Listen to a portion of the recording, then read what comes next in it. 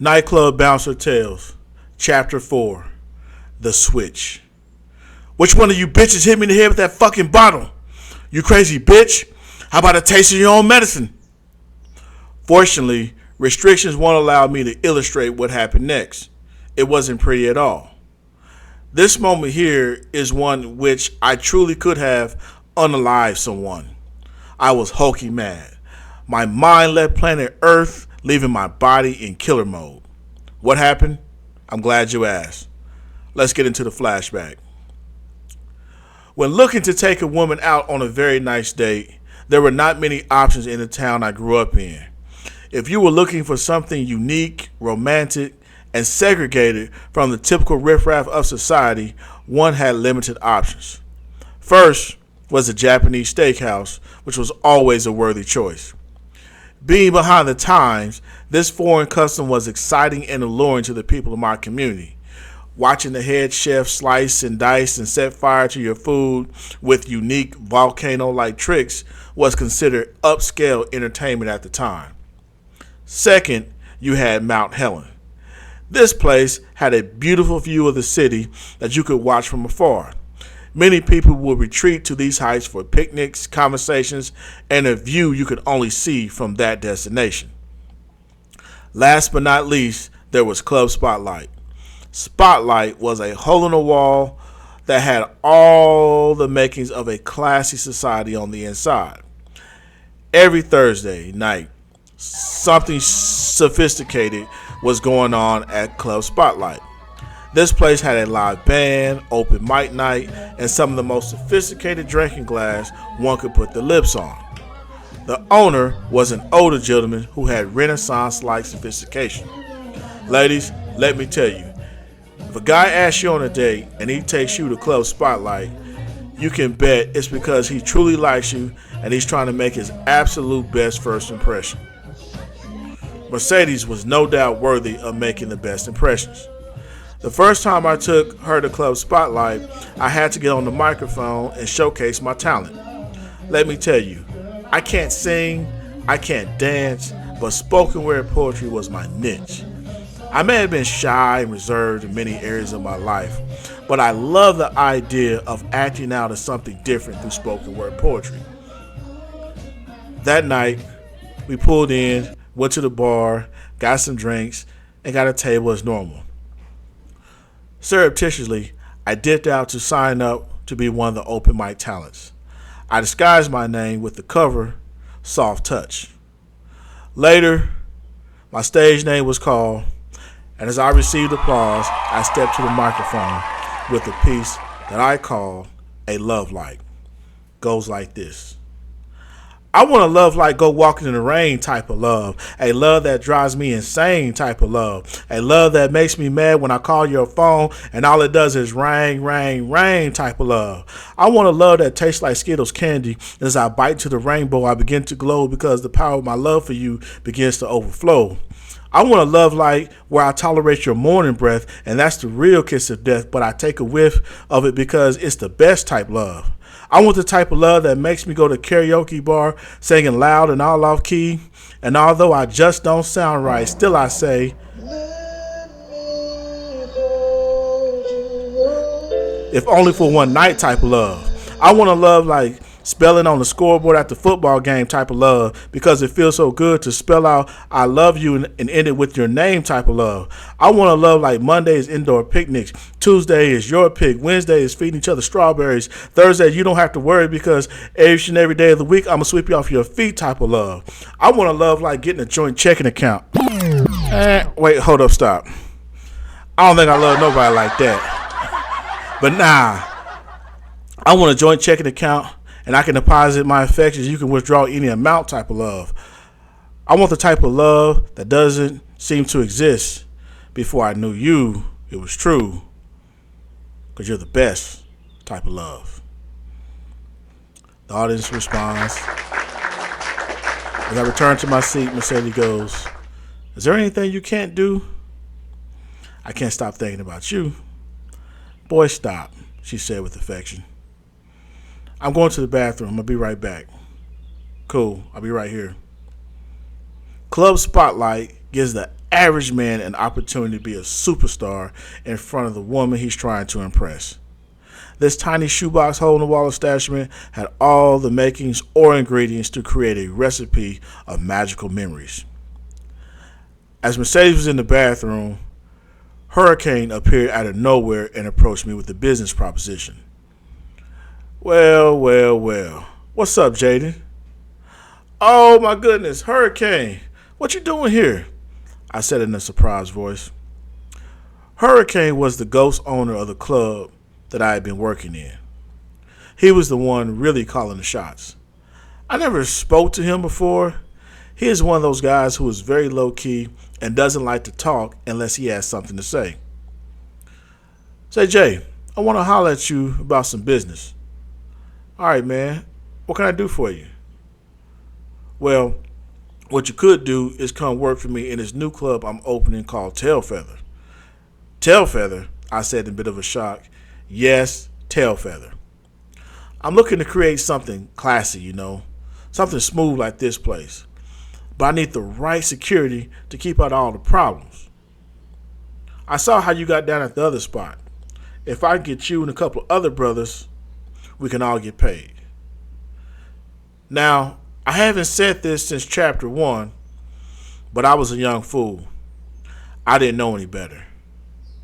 I didn't follow it then, but I follow it now. A leopard never changes its spots. What is in a person's nature to be, they will always be.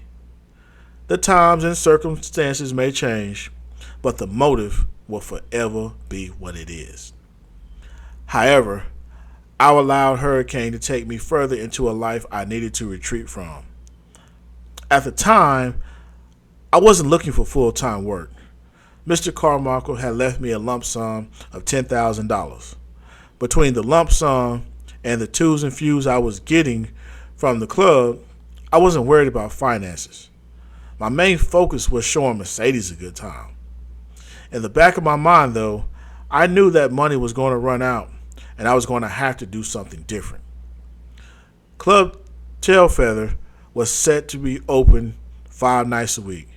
5 nights a week at $50 a night was pretty cool little payday. Hurricane also agreed to let me work whatever kind of side hustles to put a little extra change in my pocket. I chose to sell Black and Miles, as a 25 count box could triple what I paid for it easily on any given night. When people are drunk, they are extremely likely to pay any amount for whatever feeds them at the height of their intoxication. A $6.99 pancake breakfast can easily go for $30 when a person is wasted after partying all night. Ultimately, I agreed to leave CD and work for Hurricane in his new club. Wisdom is knowing the right path to take. Integrity is taking it. By M.H. McKee. When I arrived at Club Tailfeather on opening night, I found myself face to face with surveillance. He had been hired by an adjacent club to patrol the parking lot. It's strange how the paths we take to avoid conflict only lead us right in front of it. Lil' bro, he starts to say before I cut him off. Man, don't even worry about it. And with a fist bump, just like that, we agreed to have each other's back again. The very first week at Club Tailfeather was smooth. I mean, very smooth. Too smooth. Like, it went so smoothly that I should have been able to feel as if I was being set up. Most people are doing the honeymoon stages. The following week represented the commencement of the honeymoon stage. Through some miscommunication, Hurricane had leased the club to some event planners who were under the impression the minimum age to enter was 18 years old. They were working the door while me and the security team were working the floor. About an hour into the night, we began to look around and see that some of the patrons were clearly under the age of 21. We approached Hurricane with our discovery. He was not happy. Nonetheless, He agreed to let the few stay and that no further entry of anyone else was allowed under the age of 21. As the party went on, the youthful bunch began to become drunk and disorderly. One guy in particular was the center of the chaos. Now, it needs to be noted that I had some friends from my home healthcare circles that I invited out to the club. One of these friends was in the middle of a very ugly marriage. Her husband was significantly older than she was and was very jealous of any attention she received. He didn't like her to go anywhere without him, and he was very controlling. At the moment, I was distracted by all the drunk and disorderly behavior going on around me. I had finally had enough of the main culprit and decided to put him out. He foolishly tried to fight, but I was just too big and too strong. Placing him in the chokehold, I escorted him through the front door. As I got outside, I motioned for surveillance to come help. But when I looked across the lot, I saw him, that same controlling husband, dragging my friend by her ankle, trying to throw her in the car. I dropped the dude I was holding and sprinted. Football background, wrestling train, full speed. I tackled the shit out of the man. It could have been a highlight reel. I picked him up, slammed him down, and was reaching for my cuffs before we hit the ground. I was fuming, adrenaline in overdrive. That training had kicked in. But here's the twist. Turns out the man that I had just brutalized was either a close friend or a relative of Hurricane. They referred to him as Unc.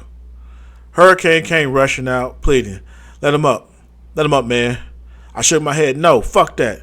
This motherfucker going to jail. And he's going right now."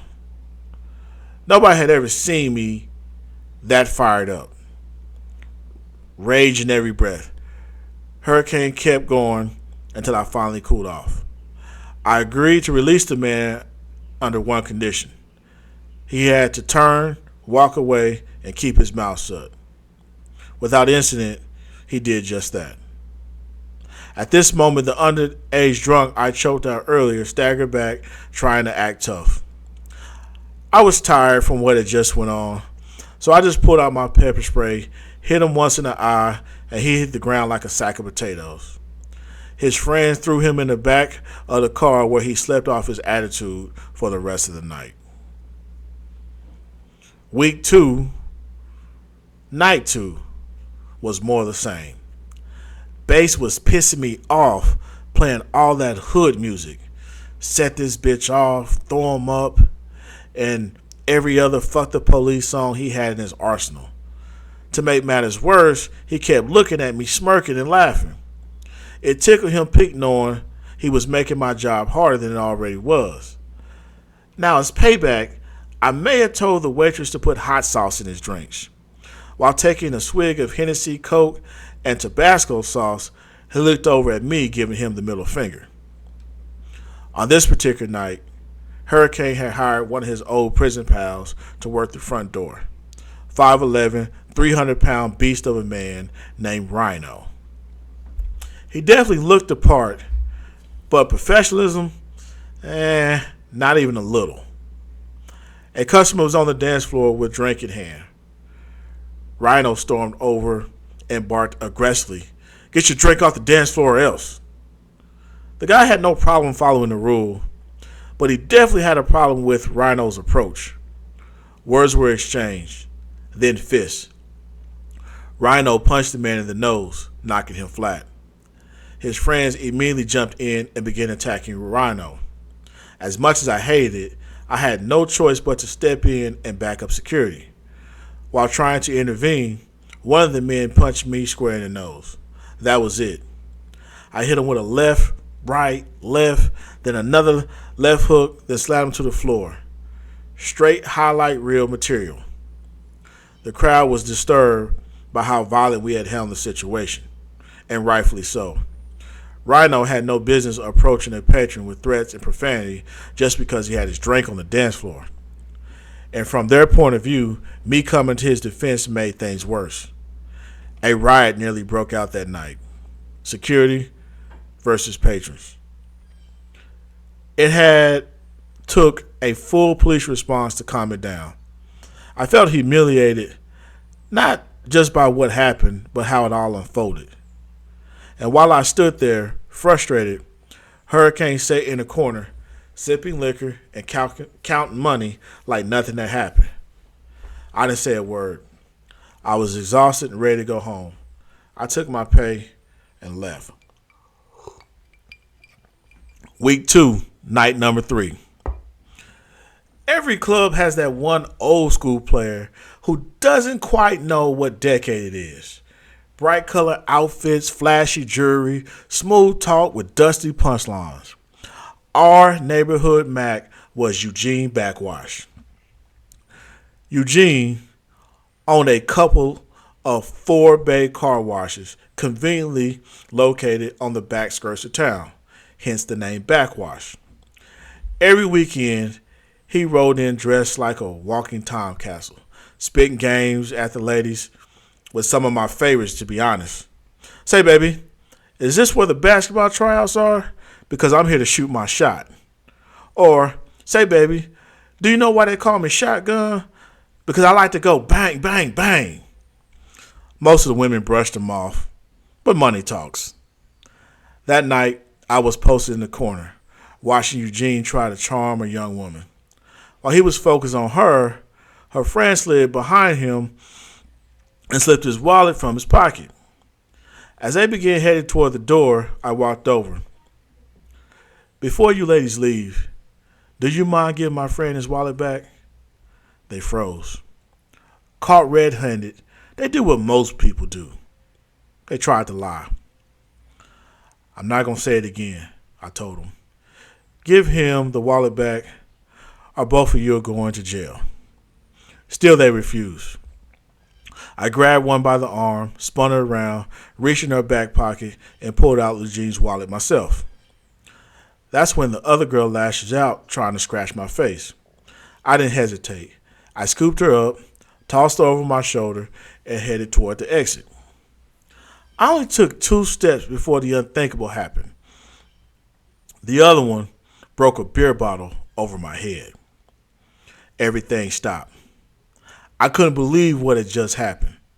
For a second, I questioned everything in life.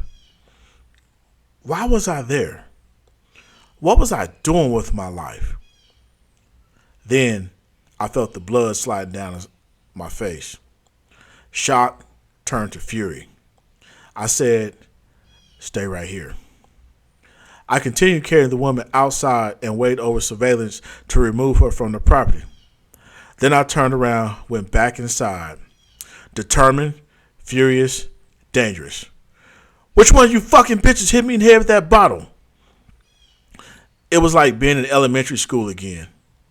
Nobody wanted to get blamed, but the whole crowd pointed her out like tattling kids. You fucking bitch, how about a taste of your own medicine? With 2 of the hardest and meanest right hands you ever seen, I laid her out. The first punch knocked her unconscious, and as she was falling like a sack of potatoes, I hit her again. I was going in for a third when 7-Up and a couple of the other guys grabbed me. I had officially lost it.